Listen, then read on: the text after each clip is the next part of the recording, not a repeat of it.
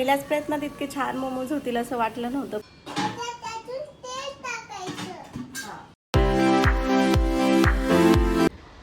नमस्कार मंडळी, लाडू पेडू या यूट्यूब चॅनलमध्ये तुमच्या सर्वांचं परत एकदा खूप खूप स्वागत आहे. हाय कर लाडू सर्वांना. हॅलो. राईट. तर आज आम्ही बनवत आहोत पनीर मोमो आणि लाडू तर खूप जास्त एक्सायटेड आहे. आणि श्रीहरीला आता झोपवले, कारण सकाळपासूनच आम्हाला हे बनवायचे होते, पण श्रीहरी काहीच काम करून देत नव्हतं. मोमो बनवायचे. तर मग त्याला आधी झोपवले आणि आता आम्ही मोमोज बनवायला घेतोय.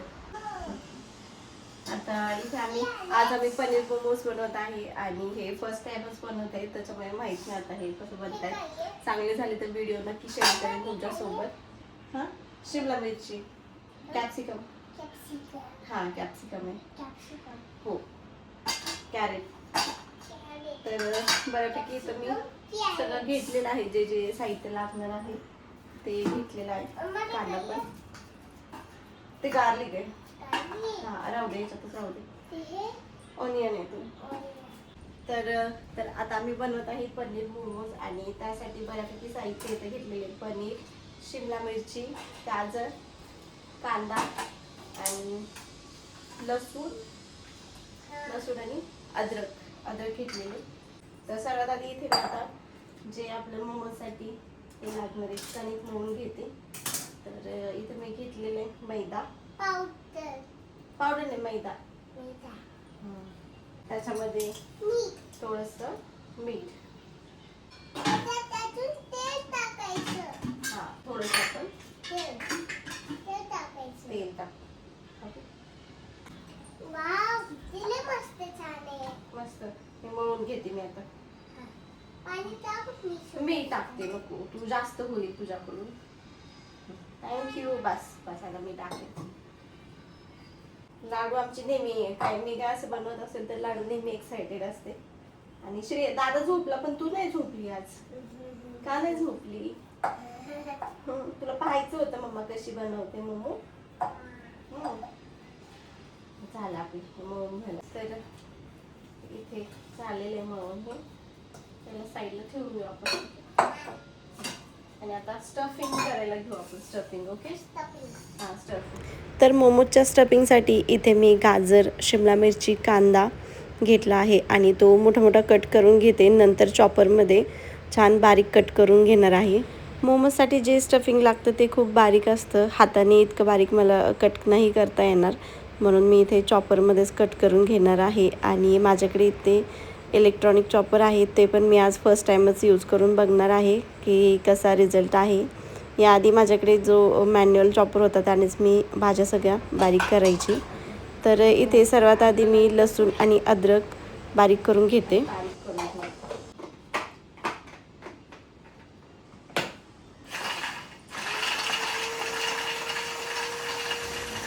अद्रक लसूण बारीक करून झाल्यावर त्याच्यामध्येच मी या सगळ्या भाज्या टाकते. शिमला मिरची, गाजर, कांदा.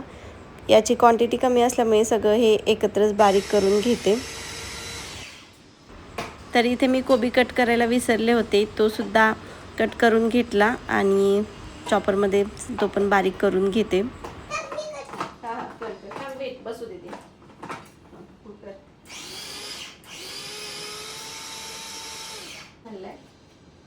सगळं काढून घेते याच्यामध्ये.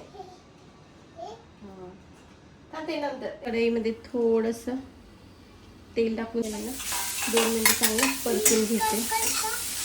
मिक्स करून घेऊ.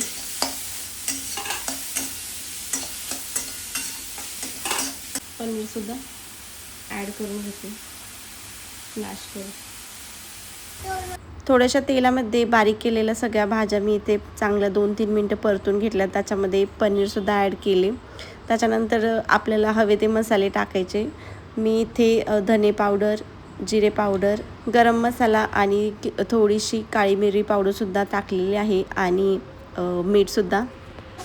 तर आपली स्टफिंग आता रेडी झाली आहे.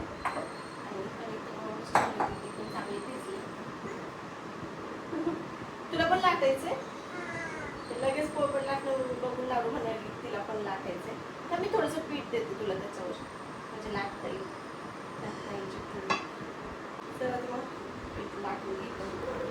इकडे पनीरचं स्टफिंग करेपर्यंत कणिकसुद्धा चांगली भिजलेली आहे आणि मऊ झालेली आहे. तर मी इथे मोठा गोळा घेऊन आपण मोठी चपाती जशी करतो तसे लाटून घेते, पण थोडंसं इथे पातळ लाटायचे आहे. तर आता हे लाटून झाल्यावर मी ग्लासच्या साहाय्याने छोट्या छोट्या पुऱ्या कट करून घेते. ग्लासने छोट्या छोट्या पुऱ्या करून घेते.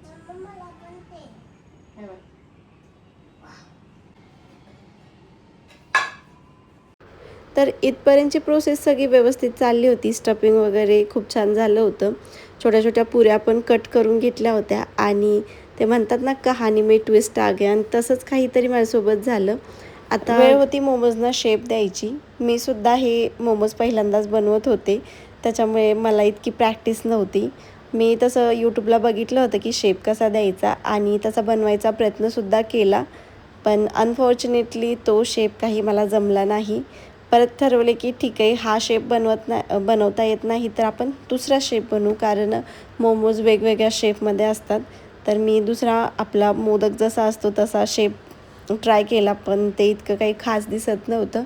म्हटलं ठीक आहे, आणि तर शेवटी जसं मला जमतील तसं मी शेप द्यायचा प्रयत्न केला, पण हा प्रयत्न सक्सेसफुल झाला आणि हा शेप खूपच चांगला दिसत होता. फायनली सगळ्या मोमोजला शेप देऊन झालेले.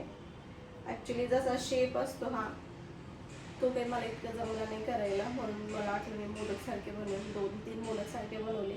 नंतर हे असा पण एक शेप असतो ना मोदकचा, तर हा मला सिम्पल वाटला आणि जमला पण हा करायला, म्हणून या शेपमध्ये सगळे मी बनवले. तर इथं पाणी मी गरम करायला ठेवलं. हे सगळे मोमोज आता स्टीम करायला ठेवायचे होते. तर स्टीमरला सर्वात आधी मी थोडंसं तेल लावलं, त्याच्यानंतर हे मोमोज त्याच्यावर ठेवले आणि थोडंसं वरून बटर लावलं, कारण बटरने मोमोजची टेस्ट खूप अजून छान होते. करायला ठेवते. तर हे सगळे मोमो आता मी स्टीम करायला ठेवलेत. तर याला जवळजवळ 20 ते 25 मिनटं लागतील, कारण मैदा आहे आणि मैदा शिजायला थोडा जास्तच वेळ लागतो. तर याच्यावरती झाकण ठेवून मी बारीक गॅसवर 20 ते 25 मिनटं ठेवले आणि 20 ते 25 मिनटानंतर हे बघा, तुम्ही पाहू शकता एकदम मस्त असे मोमोज तयार झाले होते. थोडा वेळ हे थंड होण्यासाठी तसेच ठेवून दिले आणि फायनली सगळे इथं मोमोज आता रेडी झालेले पाहू शकता. काढून घेते मी आता हे सगळे बाउलमध्ये. इथे छान झालेत. आता टेस्टला कसे झालेत पाहू. यातले थोडेफार मी फ्राय करणार आहे.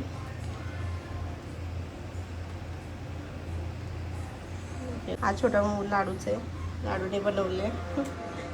क्यूट. काही सुरुवातीला शेप जमले नव्हते, पण ठीक आहे, शेपपेक्षा टेस्ट महत्त्वाची. आणि हा एक थोडासा माझा काढताना फुटला आहे. ठीक आहे, सारण थोडंसं बाहेर आलेच, चिकटला होता हा. ठीक आहे, आणि हे मस्त असे आपले मोमोज रेडी झालेले.